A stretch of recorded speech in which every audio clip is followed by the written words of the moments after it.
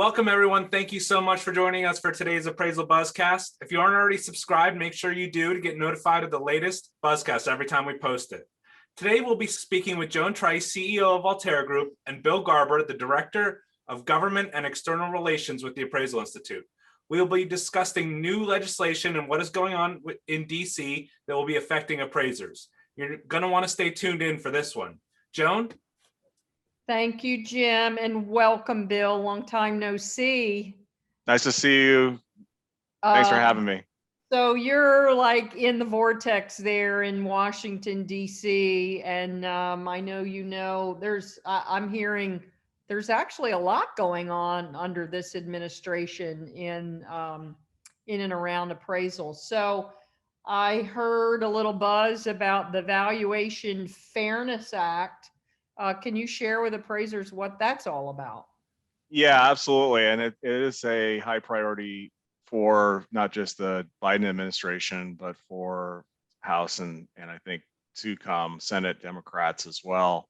In the world around us today, we've got a lot of discussion going on regarding systemic lending issues in the marketplace. And appraisal's been a part of that conversation, looking at issues in real estate finance, disparities that might exist along racial lines. Going back for the last couple of years, some of the disparate impact concerns.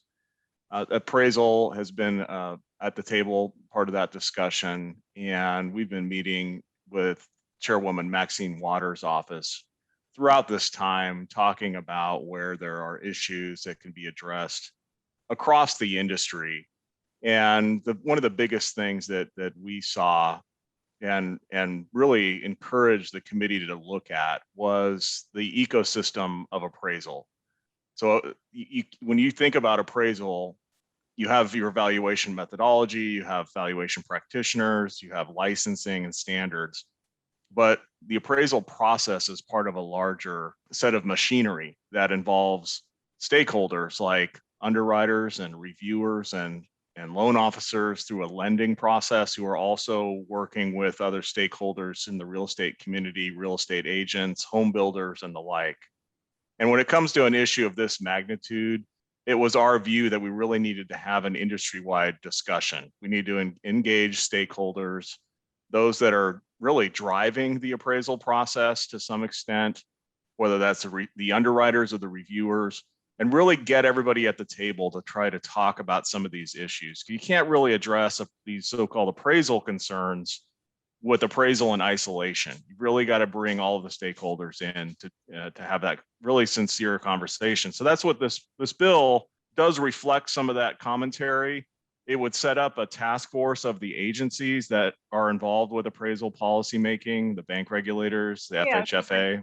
Can you tell us, who those stakeholders are? I remember it was a little bit of an odd list. I presume there'll be some changes made, don't you think, once this gets to the Senate? Or well, there usually are. So it's an evolving process, but most of your food groups there in mortgage finance are part of this envisioned task force. The FHFA, the CFPB, the FHA, and the bank regulators, and the appraisal subcommittee would be involved in sort of orchestrating or convening this task force. There'd be stakeholders as an advisory group. So you'd have, your typical appraisal organizations, your real estate organizations, your consumer organizations, and the like. But what I think that one of the goals, there's several goals with it. One is to look at all the different guidance that's part of the lender guidance, right? I mean, whenever we talk about the handbooks from FHA or the seller servicer guidelines, we're talking about lender guidelines, and those deal with appraisal issues, but they're really requirements on the lenders for documentation, for risk management, for collateral valuation. So this body would really look at those and see if there's a need for greater consistency in dealing with some of these issues when you're doing a loan in an inactive market, as an example. We're also looking at some of these process issues, policy issues, like we see with appeals of appraisals or reconsideration of value. Yeah, that's a real hot topic right now. I mean, I'm hearing from appraisers that 100% of their appraisal reports are having a reconsideration of value. I mean, that's not productive. It's just not. Yeah. Yeah, that it can be very time consuming. Of course, you have the market conditions the way they are. You've got such high demand in real estate, and you have. Well, I see it the other way. I see a lot of real estate listings that are way below market, and they're being teased to try to build up some sort of competition and multiple bids to bid up the property. So you have those kind of dynamics in the marketplace and some of these hot markets. But you do have the appraisal that, the way that's processed right now is the appraisal comes in so late in this whole entire food chain that some of these issues do pop up as far as reconsideration processes. And so it's not surprising to hear that that's an issue. But we've seen these in the news recently in reconsideration as it relates to the racial issue. And particularly with some refinance cases, there have been several high-profile media reports that involve that. And the lender, again, it's kind of a lender process, because in most of, I think in all of those reports, the lender's review process agreed with the original appraisal. And so there's I think maybe a potential question there about, well, what kind of review process was conducted? And then later, what kind of instructions were given to the appraiser, the second appraisal that was done through that process. So there's a lot of issues there, and it's policy, process, procedure. It involves more than just appraisers. It involves lenders and underwriters and policymakers on that front. So this bill would try to bring everybody to the table to actually lay some of that out, talk about it, and see if there's some guidelines that could be created on a more consistent basis to deal with these issues. That's why we supported it. Yeah, look at it holistically instead of siloed, which we have a tendency to do. Who introduced this bill? Well, it was Congressman Emmanuel Cleaver. Okay. And he's been a member of the House Financial Services Committee for several years, his subcommittee chair. And it was approved on a voice vote. So it's now out of committee on its way to the House floor. We'll see if there's any change. Sometimes then like some modest, some minor changes to the language as the bill goes to the floor and tweak some issues. But we saw the bill had some support for the overall approach, and we've heard positive feedback about it. So we're hopeful that this bill is going to advance in the House. And then, as you mentioned, the Senate becomes kind of another set of issues. And there's discussions underway there on some other things, I think, that'll tie back into appraisal. I don't know if the fairness bill will be the first thing that sees introduction on the Senate side. Okay. Well, let's do this. Let's take a quick break for a commercial message, and then we'll pick up where we left off. ProxyPix is the first of its kind on-demand system for getting the location-specific media you need from wherever you are. Their simple-to-use platform creates an online marketplace matching people needing property photos with proxies or data collectors near the requested location. Through crowdsourcing, you can get current up-to-date photos of anything on the map within hours, if not minutes. Never before has it been quicker or simpler to get the property photos that you need. Sign up at proxypix.com or download ProxyPix app, available at the Apple and Google Play Store. Joan, Bill, back to you. Thank you, Jim. Bill, one of the other bills that I've heard about is the Fee Transparency Act. That one sounds very interesting and certainly should perk up appraisers when they hear about this. So share with us what you know. Yeah, this is a bill that's been under consideration the last couple of years. It was introduced in the last session of Congress. HR 3619 was the bill number. Now that bill's been wiped clean with the new session of Congress that just started. So right now, there's just the one bill, the fairness bill that we just got talking about, that's been introduced. There's a handful of bills that were introduced in the prior session of Congress that are being talked about being reintroduced in the current session, including the Appraisal Fee Transparency Act. And what this bill would do is it's essentially require that appraisal management company fees be disclosed to consumers. If you recall, during the Dodd-Frank implementation, the CFPB had the final rules around TRID and the integrated disclosures and closing disclosure and the good faith estimate and loan estimate forms processes. And in their final rule, the CFPB elected to make it an option, or to, I guess in their view, maintain it as an option to disclose AMC fees. That goes back to the origins of the Dodd-Frank Act and the conference committee, when the House version of the Dodd-Frank Act included the so-called shall disclose AMC fees to consumers versus may disclose AMC fees to consumers, which is what the Senate and ultimately what was passed, what ultimately prevailed, that was enacted into law. So it was one of those where one word makes all the difference in the world. The shall changed to may, and that became an option. And the CFPB reviewed the issue, followed suit with their final rule, and they created optionality in their form. So the lender's choice is to disclose AMC fees, but they're not required to. So what we've seen through history, I think in our experience, is that most elect not to. You might find that some do, maybe in a captive AMC fee situation where there's a particular interest in disclosing that interest involving the financial institution. But by and large, I think our experience is that most lenders continue not to disclose AMC fees. So there's another bill that we've supported because we've advanced consumer transparency from the very get-go in the beginning. We see no harm in disclosing this fee to consumers. And so this would change that may and shall. It would change it back to shall. Yeah, I can't imagine anybody, it's a hard position to take to say you're against transparency. I mean, I can understand business reasons why there's going to be a lot of people who don't like it, but still it's very, very difficult to say, nah, I don't think you should be privy to that, especially since they're the ones writing the check.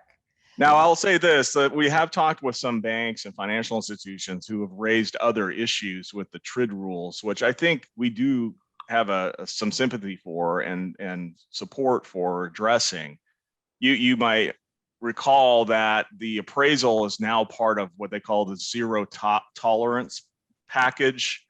So that because the appraisal is not being shopped for by the consumer, it's the lender's appraisal, so to speak, those cannot change. It's a zero tolerance bucket that the appraisals put in, which puts a lot of pressure on the financial institution not to change any of those fees if something should arise, a changed circumstance should arise.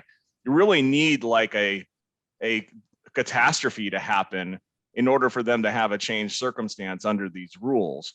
And the problem with that is that what that does is it compels the appraisers to bid on assignments without seeing the property or understanding the complexity of the assignment. They're having to bid on the assignment sight unseen because the system is compelling them to do so.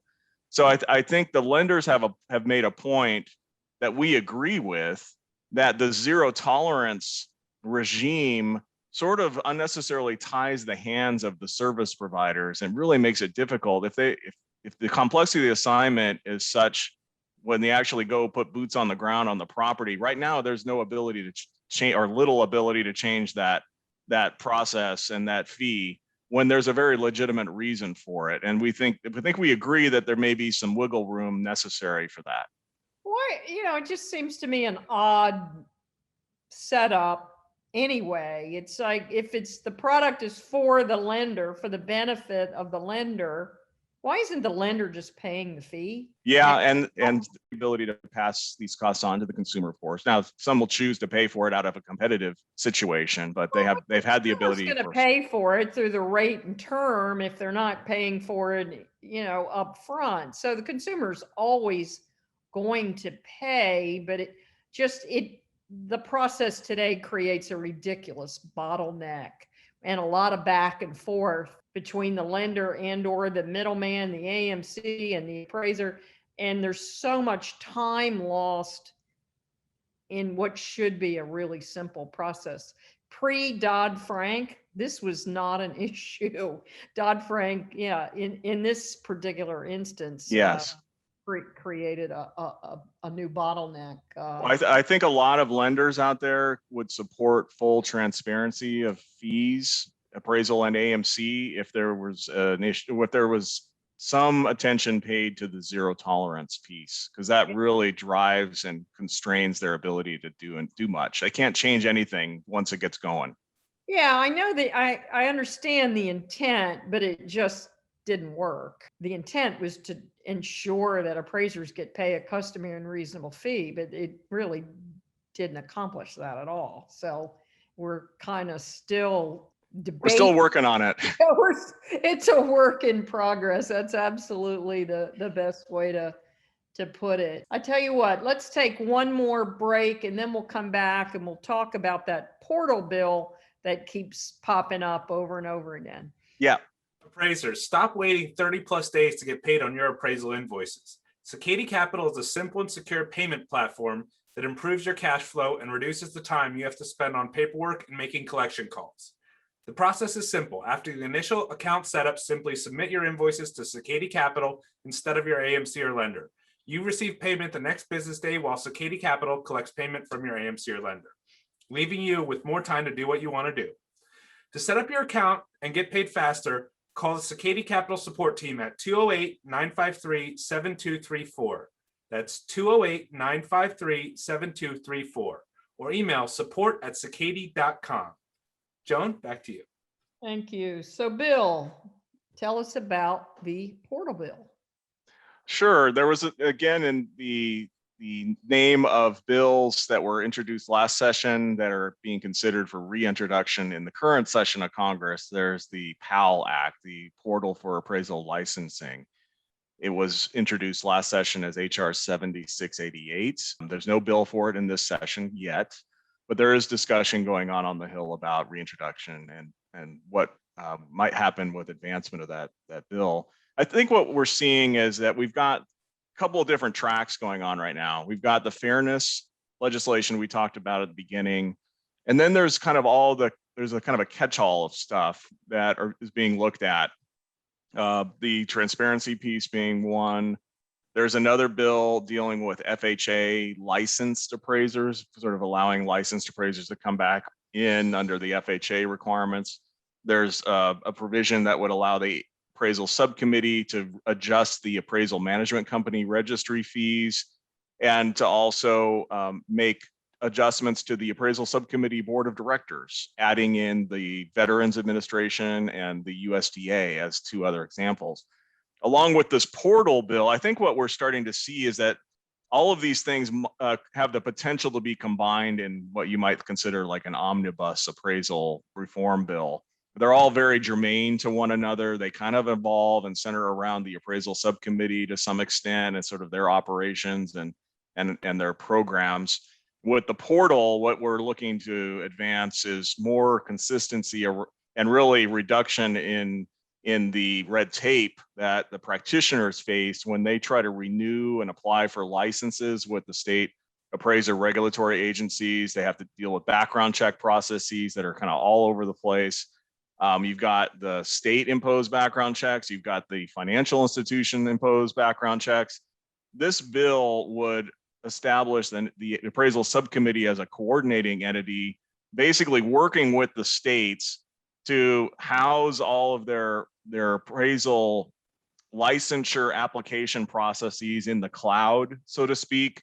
So the practitioner would have one place to go online to submit their applications across the country, wherever they were licensed or registered, and to conduct a single background check that could be used by the states. That would be an FBI level criminal background check.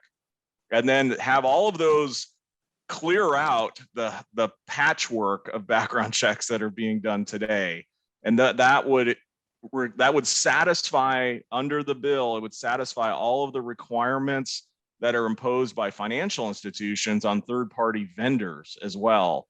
So we see it as a real, like a regulatory relief measure, and also just a process improvement measure from a licensing administration standpoint. This would bring it into the 21st century finally and help take something off the back of the practitioners.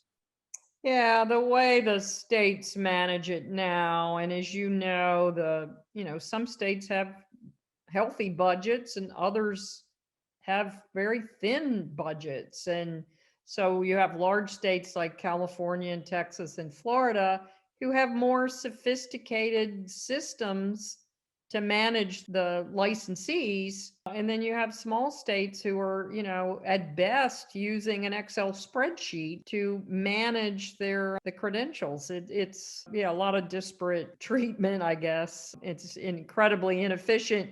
And, as a CE provider, I can also tell you, all the various, nobody's on the same schedule. They have Yes. expirations, and oh my God, if we could just kind of like a transportation bill, create some uniformity from state to state without interfering with states' rights. It would still be enforced at the state level. That would go a long way. Well, it sounds to me, we hear, of course, a lot of feedback, as I'm sure you do. A lot of appraisers have been expressing their dissatisfaction over this racial bias issue. But one thing that I try to remind them is all of these things that are swirling about that you're talking about, it's a good thing that the Biden administration is looking at the appraisal process. This is an opportunity for us to talk about some of these reform items that we've been wanting to do for the last 10 years. So I see it as a great opportunity. I don't see it as a negative at all. Are you? Yeah, we're trying to tackle the issue as aggressively as we can, taking the seriousness of the concerns into consideration. We've got a whole range of initiatives underway on the education side, developing programs for valuation bias training, implicit bias training, and also guidance in providing new guide notes to the community on dealing with things like how do you address personal characteristics in appraisals? How do you deal with the photos on the wall, the ethnographic material? What's the proper way to address that in an appraisal assignment?